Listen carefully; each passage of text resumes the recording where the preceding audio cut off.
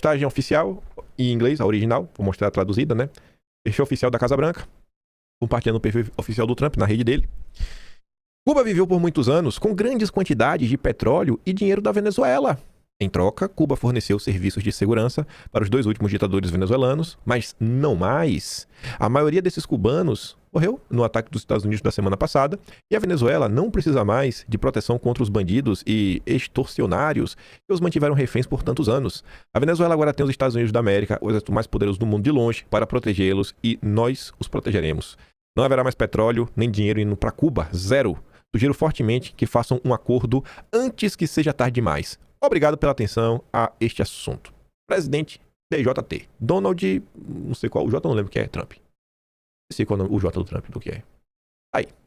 Eu tô falando, Cuba vai cair, por quê? Porque não tem o que sustente mais Cuba, né? Acabou o dinheiro, acabou o amor. O Marco Rubio, falando de Venezuela, eu acho que vai na linha do que a gente comentou nas últimas semanas. É uma situação complexa, mas não é uma situação de abandono. Olha lá, o Trump só quer saber do petróleo. Gente, não é bem assim, né? Quem fala isso tá sendo muito simplório. E tá ali, ó. Embaixada dos Estados Unidos no Brasil, perfil oficial. Vamos começar a criar um processo de reconciliação nacional dentro da Venezuela para que as forças da oposição possam ser anistiadas e libertadas das prisões ou trazidas de volta ao país e começar a reconstruir a sociedade civil. Não é porque a gente tá conversando aqui com Delcy, né, todo mundo, e aí só quer o petróleo. Não, cara, tenho certeza que tem um processo sendo pensado. Quando fala, né, trazidas de volta ao país, está falando de todos os exilados, não só da Maria Corina Machado. Enquanto isso, o calote bilionário da Venezuela ao Brasil já aumentou 312 milhões de dólares só no governo Lula. Enquanto o Trump tem expressado interesses em que empresas americanas recuperem o valor dos ativos petrolíferos confiscados pela Venezuela, principalmente durante a Era Chaves, Lula demonstra mais apreço pelas causas ideológicas da região, né, do que pelo Brasil. E aí, falando de dinheiro, falando de valores, Vladimir Aras, nosso procurador, no caso do Master, ele está preocupado com o Banco Central, né? É aquela defesa cega do Banco Central brasileiro. Pois bem, o Galípolo americano, que ele veio ali, o Jeremy Powell, vamos chamar de Galípolo. O Galípolo americano gravou um videozinho chorando pitangas porque não quer ser preso. Tendo pressão do Banco Central. Aí vem o Vladimir Aras, lawfare. Agora é lawfare, gente. Agora tem lawfare. Contra a direita não existe lawfare.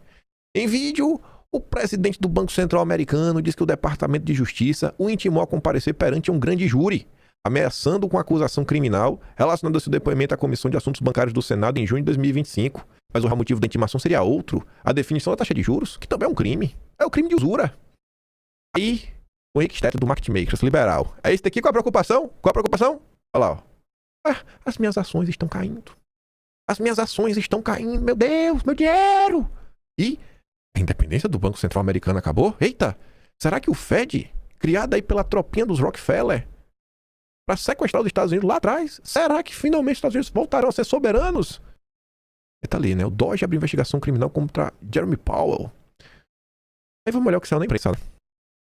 Procuradores... Tá ali, né? O DOJ abre investigação criminal contra Jeremy Powell.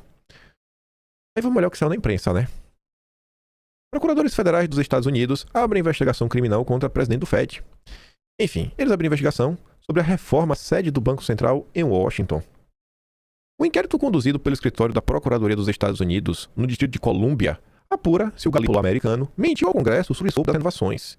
Janine Pirro, nomeada para dirigir o escritório no passado pelo Trump, aprovou a investigação em novembro. Os procuradores entraram em contato com a equipe de Powell para solicitar documentos. Não pode pedir documento para o Banco Central. No Brasil não pode. Lá também não pode. A Casa Branca não respondeu imediatamente a um pedido de comentário. Em pronunciamento por escrito, o Galípolo americano afirmou ter profundo respeito pelo Estado de Direito e que ninguém certamente não prendendo o Fed está acima da lei. Mas essa ação sem precedentes deve ser vista no contexto mais amplo das ameaças e da pressão contínua do governo. O movimento do governo Trump, diz ele, não se refere à reforma dos edifícios do Fed em Washington, tampouco ao papel de supervisão do Congresso. As alegações que sustentam a investigação são pretextos, diz o Galípolo deles. Aspas. A ameaça de acusações criminais é uma consequência do fato do Fed definir as taxas de juros com base em nossa melhor avaliação do que será melhor para o público, em vez de seguir as preferências do Trump. Questão técnica, 100% técnica, igual a Selic brasileira.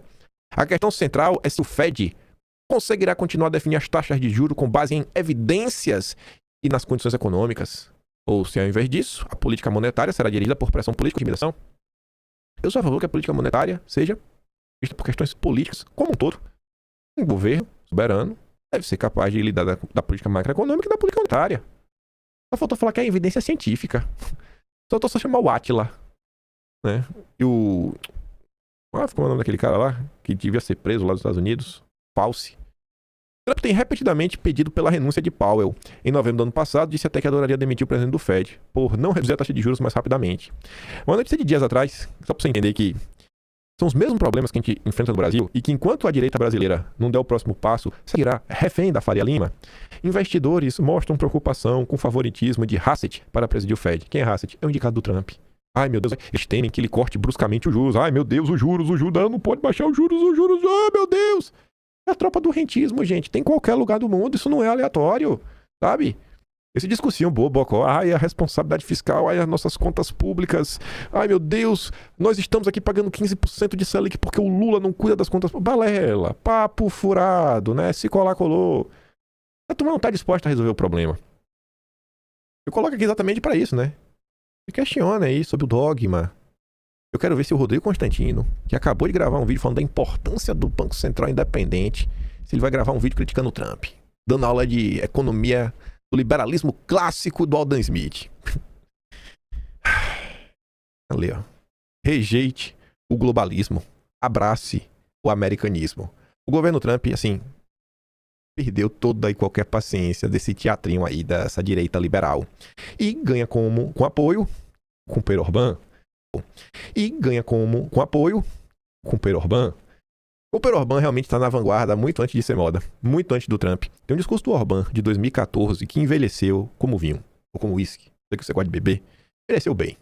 E até já comentou sobre isso, não lembro qual mês, mas tá no atrás lá. O discurso de Orbán em 2014. Esse daqui é um trecho de uma fala do Orbán numa espécie de conferência do partido, né, deles lá, Fidesz, sei que lá, o nome é difícil. Os tempos estão mudando. A ordem mundial liberal está se desfazendo e a era das nações começou.